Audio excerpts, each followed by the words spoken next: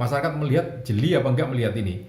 Kenapa Roy Suryo dan kawan-kawan yang mengatakan bahwa ijazah Presiden Republik Indonesia Joko Widodo itu yang 99,99% itu palsu, sangat lantang menyatakan itu, sangat keras menyatakan itu.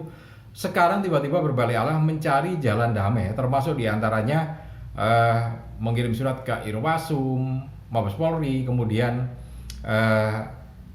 judicial review ke Mahkamah Konstitusi, kemudian juga ke DPR, safari hukum gitu ya. Nah, kenapa seperti itu? Ini kan sebuah anomali gitu ya. Ada apa kok seperti ini kan begitu. Sahabat Indonesia Nusantara Raya, perkembangan kasus ijazah Presiden Republik Indonesia yang ketujuh Bapak Joko Widodo yang dinilai oleh Roy Suryo dan kawan-kawan sebagai ijazah palsu ini terus update ya, terus berkembang. Dan yang terakhir kemarin Roy Suryo dan kawan-kawan ini melakukan langkah uji materi ke Mahkamah Konstitusi. Wah, sampai sejauh itu gitu ya. Tapi sebelumnya ada yang menarik bahwa Roy Suryo dan kawan-kawan juga berkirim surat kepada Irwasum Mabes Polri. Apa itu Irwasum? Irwasum itu Inspektorat Pengawasan Umum. Jadi yang melakukan pengawasan terhadap hal-hal yang umum di Mabes Polri, di kepolisian secara keseluruhan ya. Apa isinya surat itu? Surat itu isinya meminta supaya status tersangka dari Roy Suryo dan kawan-kawan, Dr. Tifa dan Rismon Sianipar ini, proses penyidikannya di SP3. Maunya semacam itu, di SP3. Nah, apakah ini akan bisa gitu ya? Nanti kita lihat, kita telaah dari berbagai sudut pandang dan realitas yang terjadi selama ini. Oke, untuk Anda yang baru saja bergabung, jangan lupa tekan tombol subscribe-nya terlebih dahulu, kemudian tekan tombol loncengnya, dan jangan lupa juga tekan tombol like dan juga share video ini ke teman-teman Anda. Siapa tahu teman-teman Anda juga sama ya, sedang membutuhkan informasi terkait kasus yang melibatkan Roy Suryo dan kawan-kawan ini yang menyatakan 99,9% ya ijazah Presiden Republik Indonesia yang ketujuh Bapak Joko Widodo ini palsu gitu ya. Oke, jadi begini, surat itu memang dikirimkan oleh Roy Suryo dan kawan-kawannya ke Inspektorat Pengawasan Umum Mabes Polri. Nah, apakah itu memang linear? Apakah itu memang cocok dengan kasus yang ada? Oke, satu di antara pakar hukum kepolisian Republik Indonesia, Bapak Edi Hasibuan yang juga dosen dari Universitas Bayangkara, menyampaikan bahwa ini seperti salah alamat gitu ya. Jadi salah alamat. Kenapa begitu? Karena menurut Edi Hasibuan ini bahwa penghentian penyidikan dalam sebuah perkara atau SP3 itu dikeluarkan oleh penyidik, bukan oleh Irwasum. Jadi Inspektorat Pengawasan Umum itu tidak punya wewenang untuk melakukan atau mengeluarkan SP3. Jadi salah alamat gitu ya, tidak nyambung. Meskipun ya boleh-boleh saja berkirim surat gitu ya dengan kasus yang semacam itu, tapi itu tidak nyambung dan tidak bisa itu ya. Bahkan Edi Hasibuan juga sempat menyampaikan kalau memang berkirim surat untuk meminta SP3 ke Irwasum, kenapa tidak sekalian saja ke Kapolri. Nah, dari situ sudah terlihat bahwa apakah memang akan berhasil kemungkinan untuk mendapatkan SP3 dengan cara melalui Irwasum itu. Karena permintaannya kan diminta supaya Irwasum itu kemudian meminta ke Polda mungkin ya, karena kan yang menangani Polda ya, untuk menerbitkan SP3, tapi tidak bisa karena itu tidak akan mau intervensi, dan memang tidak ada jalur intervensinya dari Inspektorat Pengawasan Umum untuk mengeluarkan SP3 atau meminta untuk mengeluarkan SP3. Jadi nggak nyambung gitu ya. Nah, itu dia. Nah, itu tanggapan dari seorang pakar hukum kepolisian ya. Kemudian bagaimana dengan Polda Metro Jaya? Karena kan kasusnya Roy Suryo ini kan ditangani oleh Polda Metro Jaya yang menjadikan Roy Suryo dan kawan-kawan ini adalah penyidik yang ada di Polda Metro Jaya. Nah, tanggapannya bagaimana gitu ya? Oke, Polda Metro Jaya sendiri melalui bidang humasnya, Kabid Humasnya ya, ini menyampaikan bahwa yang namanya SP3 itu seperti apa prosesnya begitu ya. SP3 atau P21 gitu ya. Itu kan ada prosesnya.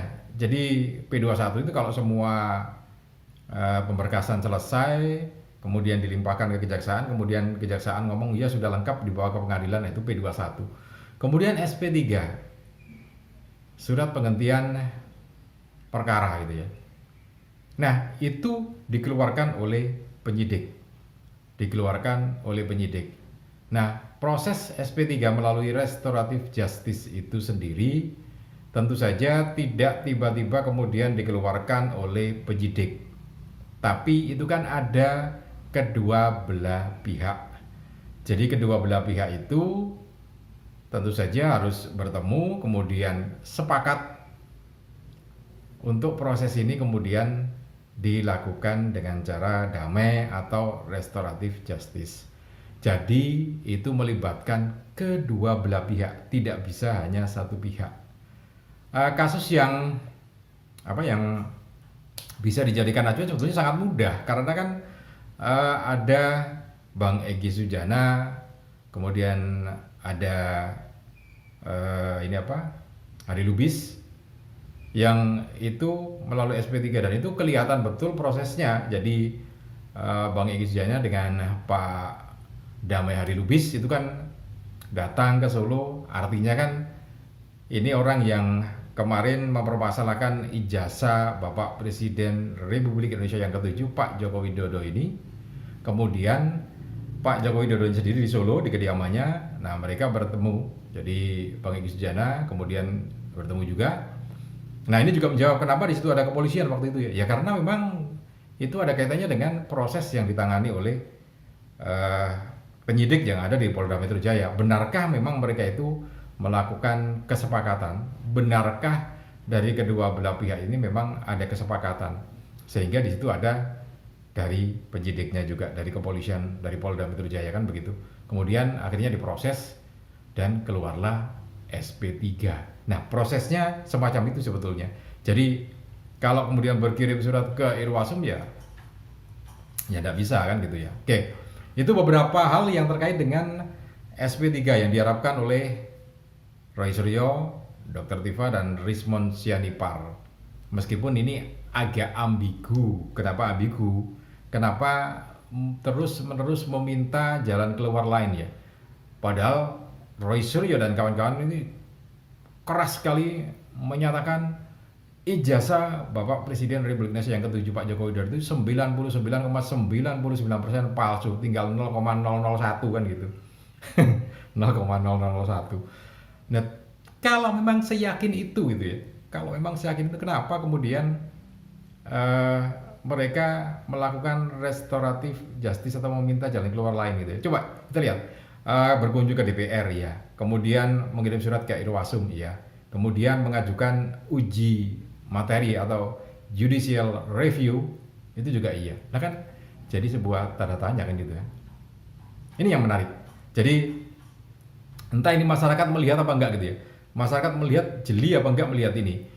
Kenapa Roy Suryo dan kawan-kawan yang mengatakan bahwa ijazah Presiden Republik Indonesia Joko Widodo itu yang 99,99% itu palsu, sangat lantang menyatakan itu, sangat keras menyatakan itu, sekarang tiba-tiba berbalik arah mencari jalan damai, termasuk diantaranya mengirim surat ke Irwasum, Mabes Polri, kemudian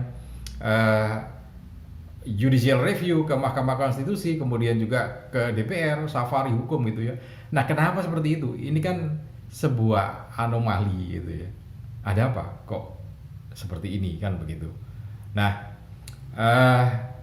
kan mestinya logikanya ya, kalau memang mereka bertiga ini sangat kuat menyatakan 99,99% palsu ya, mestinya langsung aja gencet aja terus ke pengadilan. Logikanya kan begitu. Tapi ini kan tidak. Jadi ini kan agak aneh gitu ya.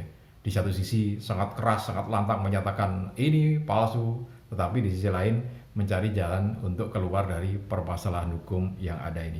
Mungkin melihat Bang Egy Sujana, Pak Damai Hari Lubis sudah selesai kasus hukumnya, tenang gitu ya. Pengen juga seperti itu, ya boleh-boleh saja gitu ya. Bolehlah, namanya juga berhadapan dengan hukum atau bermasalah dengan hukum itu punya hak semacam itu gitu ya. Oke, baik. Terima kasih, mudah-mudahan bisa bermanfaat untuk kita semua. Salam dan sukses selalu.